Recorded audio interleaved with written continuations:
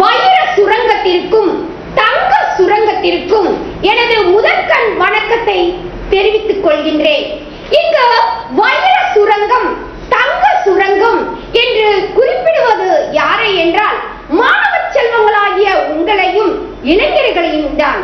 உலகத்தில் பல்லாயிரம் கைகள் ஓங்கி உயர்ந்து இருந்தாலும் அவைகள் இவ்வுலகில் இருந்தாலும் அவற்றையெல்லாம் மிஞ்சுவது தன்னம்பிக்கை மட்டுமே, தன்னம்பிக்கை மட்டுமே. இன்றோ உங்கள் வீட்டில் கார்த்திகை தீபம் எரிந்து கொண்டு இருக்கின்றது. ஆனால் நானோ உங்கள் இதயத்தில் தன்னம்பிக்கை என்ற தீபத்தை ஏற்ற வந்துள்ளேன்.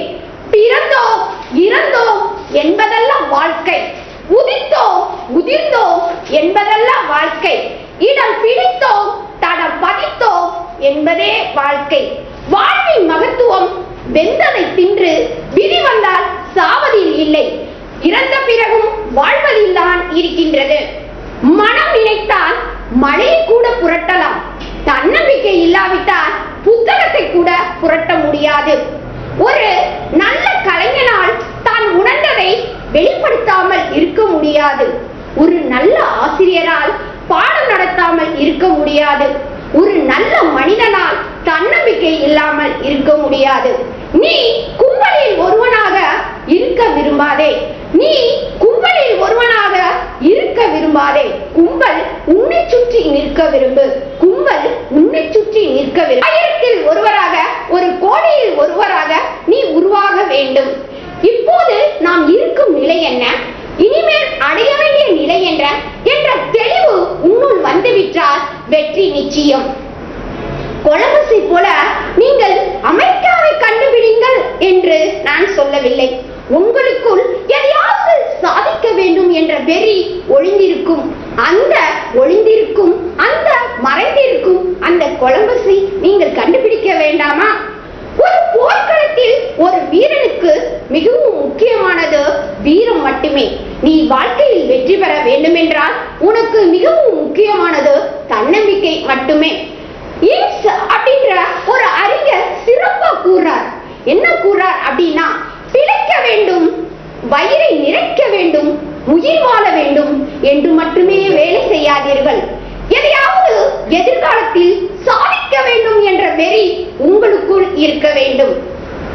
ஹிட்லர் அப்படின்ற ஒரு அறிஞர் சிறப்பா சொல்றார், உலகம் உன்னை திரும்பி பார்க்க வேண்டும் என்றால், உலகம் உன்னை திரும்பி பார்க்க வேண்டும் என்றால் நீ யாரையும் திரும்பி பார்க்காதே, நீ யாரையும் திரும்பி பார்க்காதே. அடுத்தது இன்னொரு அறிஞர் சிறப்பாக சொல்றார். அதாவது நம்ம ஸ்கூல்ஸ், காலேஜஸ், அடுத்தது பாத்தீங்கன்னா இது மாதிரி துறைகள்ல வேலை செய்யும் பொழுது ஒரு நெருக்கடியான நிலை ஏற்படும். இனிமேல் சமாளிக்கவே முடியாது அப்படின்ற ஒரு நிலைமை வரும். அந்த இடத்தில் தான் நீங்கள் உங்களுடைய மன உறுதியை காட்ட வேண்டும், உங்களுடைய தன்னம்பிக்கையை காட்ட வேண்டும். ஏனென்றால் அந்த இடத்தில், அந்த நொடியில், அந்த நிமிஷத்தில் தான் அலைகள் வேறு பக்கமாக அடிக்க ஆரம்பிக்கும். ஜெயித்து கொண்டே இரு, நீ வளரும் வரை அல்ல, உன்னை வெறுத்தவர்கள் உன்னை வாழ்த்தும் வரை.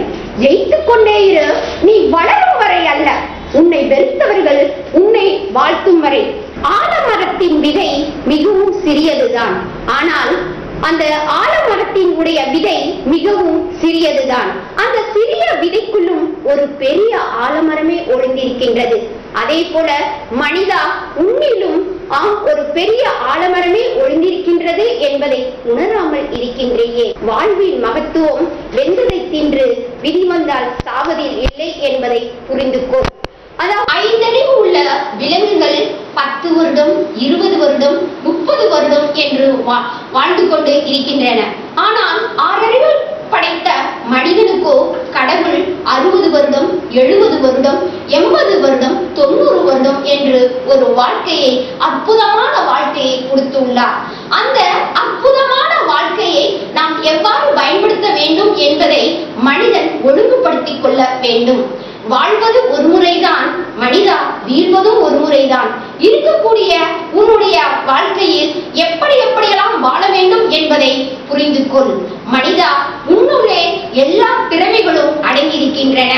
நீ வைரமாக ஜொலிக்க வேண்டும் என்றால் அந்த திறமை என்ன என்பதை கண்டுபிடிப்பதே கடவுளினுடைய விளையாட்டு.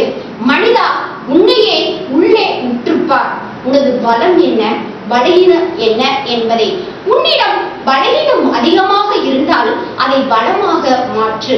அப்பொழுதுதான் அரிய சாதனைகளை உங்களால படைக்க முடியும். வாழ்வில் வெற்றி பெறுவது ஒரு தரம் மட்டுமே. அதை ஒழுங்காக பயன்படுத்திக் கொள். ஒவ்வொரு மூங்கிற்குள்ளும் ஒரு புல்லாங்குழல் ஒளிந்திருக்கின்றது. ஒவ்வொரு கல்லுக்குள்ளும் ஒரு சிலை ஒளிந்திருக்கின்றது. மனிதா, உன்னிலும் சாதனை படைக்கக்கூடிய திறமைகள் ஒளிந்திருக்கின்றது. அதை உணராமல் இப்படி பின்தங்கி இருக்கின்றாயே.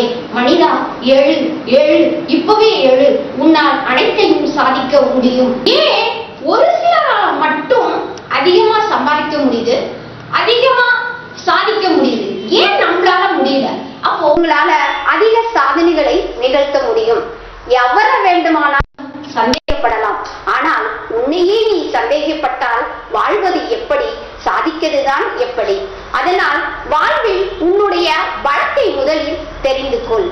BA, BSc, MA, MSc, doctor, engineer அப்படின்னு நிறைய பட்டங்களை குவித்தாலும் அது முடித்த உடனே நாம் படித்து முடித்து விட்டோம், இன்னும் ஒன்றுமே இல்லை என்று தயவு செய்து எண்ணாதீர்கள்.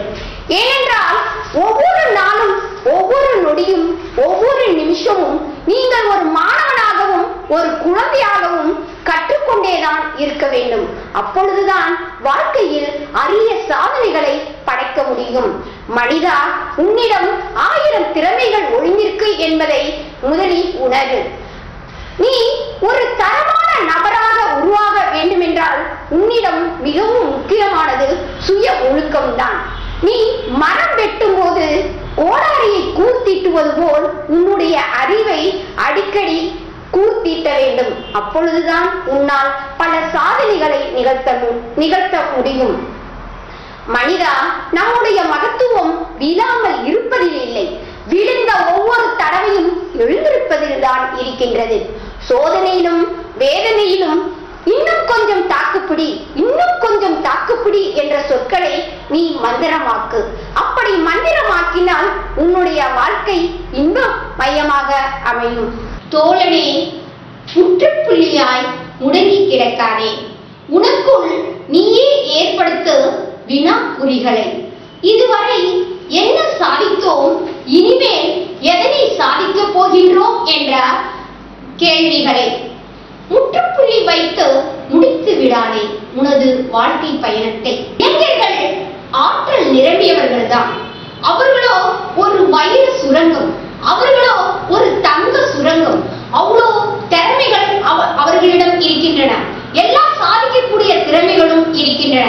கண்ணில் ஒரு தூசி பட்டால் எப்படி கண்ணு தடுமாறுகிறதோ அதே மாதிரி அவர்களுடைய மனதை சிதறடிப்பதால் பல விஷயங்கள் அவர்களால் சாதிக்க முடியவில்லை.